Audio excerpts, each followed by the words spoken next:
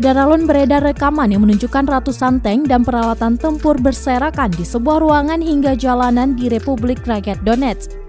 Dalam keterangan unggahan disebutkan peralatan itu ditinggalkan selama pangkalan retret untuk penyimpanan dan perbaikan peralatan militer angkatan bersenjata Ukraina. Di wilayah unit militer yang hancur ada lebih dari 100 kendaraan lapis baja yang ditinggalkan oleh angkatan bersenjata Ukraina selama retret.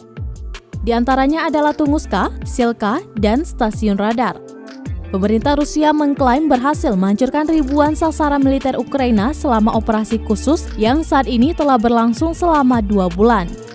Dalam catatan pihak Rusia, 141 pesawat, 110 helikopter, 589 kendaraan udara tak berawak, 272 sistem rudal anti pesawat, 2.588 tank dan kendaraan tempur lapis baja, 292 instalasi sistem roket peluncuran ganda, 1.124 artileri lapangan senjata dan mortir, serta 2.403 unit kendaraan militer khusus militer Ukraina hancur.